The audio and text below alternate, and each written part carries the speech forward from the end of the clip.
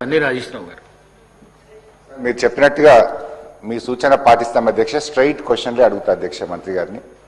అధ్యక్ష, మొన్న గవర్నర్ గారి ప్రసంగంలో మహిళలకు 9,200 కోట్ల రూపాయలు ఆదా అయిందని చెప్పారు అధ్యక్ష. మరి 9,200 కోట్లు రాష్ట్ర ప్రభుత్వం ఆర్టీసీకి చెల్లించిందా, చెల్లించలేదా? ఒకవేళ బకాయి ఉంటే ప్రభుత్వం ఎంత బకాయి ఉందో మంత్రి గారు చెప్పాలి. Question number 1. క్వశ్చన్ నెంబర్ 2 అధ్యక్ష, ఆర్టీసీ లాభాల్లో ఉందా, నష్టాల్లో ఉందా? ఒకవేళ లాభాల్లో ఉంటే కార్మికులకు ఇవ్వాల్సినటువంటి బెనిఫిట్స్, ఏరియర్స్ కానీ వాళ్ళ సిసిఎస్ కానీ ఎందుకు ఇవ్వడం లేదో మంత్రి గారు చెప్పాలి.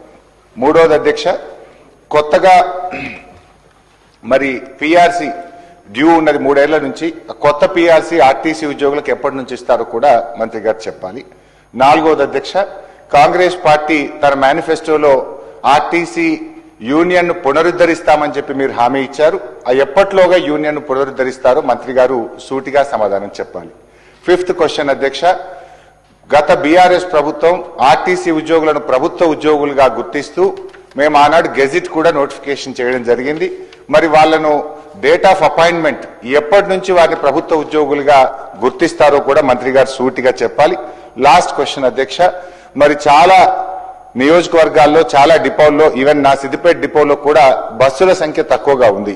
కొత్తగా ప్రజలు బస్సులు వేయాలని అడిగితే డిపో మేనేజర్తో మాట్లాడితే బస్సులు లేవు, బస్సుల సరిపడా మాకు అవకాశం లేదు అని చెప్పి డిపో మేనేజర్లు చెప్తా ఉన్నారు. ట్రాఫిక్ అనుగుణంగా కొత్త బస్సులు ఇచ్చే ఆలోచన ఏమైనా ఉందా?